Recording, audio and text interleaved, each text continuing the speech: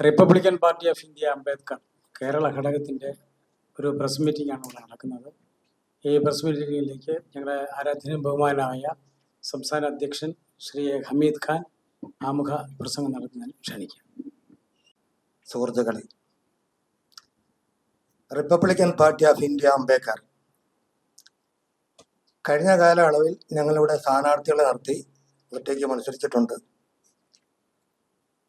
ഇപ്പോൾ നമ്മുടെ UDF-ഉമായിട്ട് സഹകരിച്ച് പ്രവർത്തിക്കുവാനുള്ള ഒരു തീരുമാനത്തിലാണ് സംസ്ഥാന കമ്മിറ്റി രൂപീകരിച്ചിരിക്കുന്നത്. മറ്റ് കാര്യങ്ങളിലേക്ക് കടക്കാൻ ജനറൽ സെക്രട്ടറി ഐത്തിയൂർ സുരേന്ദ്രൻ സാറിനെ ഞാൻ അഭ്യർത്ഥിക്കുകയാണ്.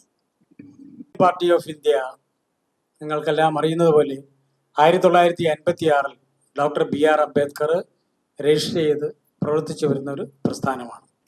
കേരളത്തിലെ 600-ൽ പരം ജാതികളിൽപ്പെട്ട പിന്നോക്കത്തിൽ നിൽക്കുന്ന മുഴുവൻ ആളുകൾക്കും, പിന്നോക്കക്കാർക്കും, പട്ടികജാതിപ്പെട്ടവർക്കാർ, അതുപോലെ തന്നെ മുന്നോക്കത്തിലെ പിന്നോക്കം എന്നിവർ ഉൾപ്പെടെയുള്ളവരുടെ ഒരു പ്രസ്ഥാനമാണ് ഈ RPI.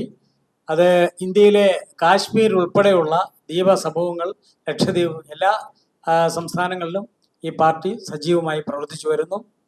അപ്പോൾ അങ്ങനെ കേരള ഘടകത്തിൻ്റെ പ്രസിഡന്റാണ് ഞങ്ങളുടെ നേരത്തെ നിങ്ങളോട് സംസാരിച്ച ഞങ്ങളുടെ ഹമീദ് ഖാൻ. അദ്ദേഹം വന്നതിന് ശേഷമാണ് ഈ പ്രസ്ഥാനം കേരളത്തിൽ ശക്തി പ്രാപിച്ചു വന്നുകൊണ്ടിരിക്കുന്നത്. അപ്പോൾ ഞങ്ങൾ കഴിഞ്ഞ പ്രാവശ്യം തന്നെ കോർപ്പറേഷൻ മത്സരിച്ചിരുന്നു. ഇപ്പോഴും നേമത്ത് ശ്രീ ഹമീദ് ഖാൻ, വട്ടിയൂർക്കാവിലെ ഐത്തിയൂർ സുരേന്ദ്രനായ ഞാൻ, അതുപോലെ സതീഷ് കൊട്ടാരക്കര, ചടയമംഗലം ശ്രീ റാം കെ സി സജീവ്, അടൂര് ആനക്കോട് റാണി മകളാർ റിപ്പബ്ലിക്, PV ഷീല ആലപ്പുഴ തുടങ്ങി 10ഓളം മണ്ഡലങ്ങളിൽ ഞങ്ങൾ മത്സരിക്കാൻ തയ്യാറെടുത്ത് നിൽക്കുമ്പോഴാണ് ഞങ്ങൾ കഴിഞ്ഞ ജനുവരി മാസം ശ്രീ UDF കൺവീനർ ശ്രീ അടൂർ പ്രകാശിനും അതിൻ്റെ ചെയർമാൻ ശ്രീ VD സതീശൻ പ്രതിപക്ഷ നേതാവിനും ഒക്കെ ഞങ്ങൾ ശ്രീ KC വേണുഗോപാൽ ഉൾപ്പെടെ ഇങ്ങനെ ഒരു നിവേദനം സമർപ്പിച്ചു.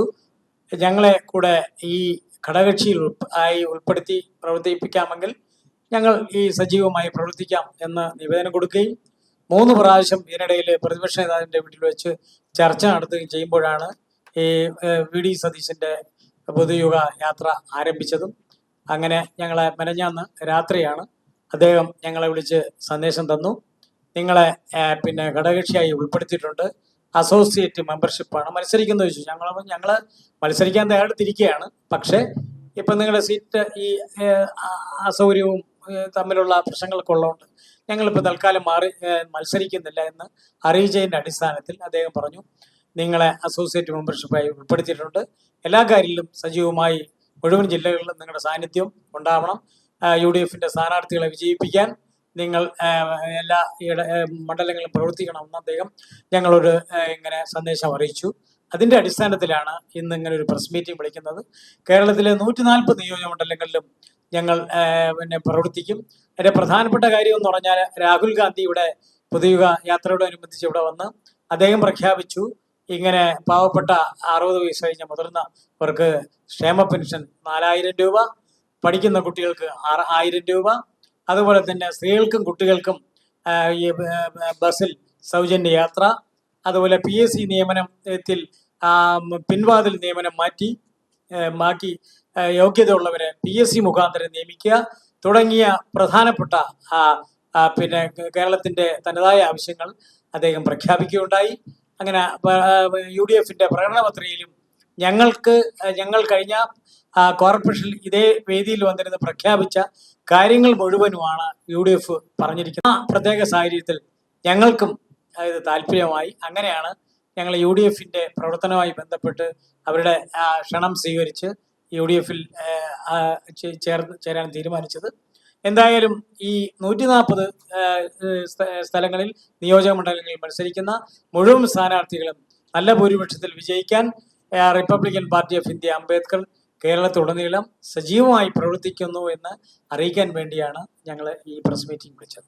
മോഷണം, അതുപോലെ തന്നെ കട്ടള മോഷണം, അതുപോലെ അദ്ദേഹത്തിൻ്റെ പിന്നെ കൊടിമര മോഷണം, അതുപോലെ സർവ്വ മേഖലകളിലും അഴിമതി കൊണ്ട് നിറഞ്ഞിരിക്കുകയാണ്. ഈ അഴിമതി ഭരണം അവസാനിക്കുക അത്യാവശ്യമാണ്. കാരണം ഏതൊരു പൗരനും ഇന്ത്യയിലെ 147 കോടി ജനങ്ങളുണ്ട്, എല്ലാവർക്കും പിന്നെ എത്താൻ പറ്റുന്ന, അല്ല പാർട്ടിക്കാർക്ക് മാത്രം മാറ്റിവെച്ചിരിക്കുന്ന ഒരു ഇല്ല. ഒരാൾ മുഖ്യമന്ത്രിയായി വന്നാൽ 147 കോടി ജനങ്ങളുടെയും സ്വത്താണ് മുഖ്യമന്ത്രി. MLA മാരും MP മാരും ഇത് അങ്ങനെയല്ല. ചിലർക്ക് വേണ്ടി മാത്രം മാറ്റിവെച്ച് നടത്തുന്ന ഒരു ഭരണം എന്നേക്കുമായി അവസാനിപ്പിക്കണം എന്ന് തന്നെയാണ് ഞങ്ങൾ UDF വരുന്നതിന് മുമ്പും പല പ്രാവശ്യം പറയിച്ചിട്ടുള്ളതും. ജനറൽ സെക്രട്ടറി ശ്രീ ഐത്തിയൂർ സുരേന്ദ്രൻ, ഞങ്ങളുടെ സെക്രട്ടറിമാരായ ശ്രീ സതീഷ് മണക്കുന്നിൽ, ശ്രീ മോഹനൻ ചെങ്ങന്നൂർ, അദ്ദേഹം ശ്രീ സോമരാജ് ജില്ലാ പ്രസിഡന്റ് കോട്ടയം, അതുപോലെ തന്നെ നമ്മുടെ പിന്നെ കൊല്ലം ജില്ലാ പ്രസിഡന്റ് ശ്രീ റാം KC സജീവ്, പിന്നെ പത്തനംതിട്ടയിലെ ഞങ്ങളുടെ സംസ്ഥാന സെക്രട്ടറി ശ്രീ രാജേന്ദ്ര പ്രസാദ്, അതുപോലെ ആലപ്പുഴ ജില്ലയിലെ ജില്ലാ സംസ്ഥാന സെക്രട്ടറിയായ ശ്രീ മോഹനൻ ചെങ്ങന്നൂർ തുടങ്ങിയവരാണ്.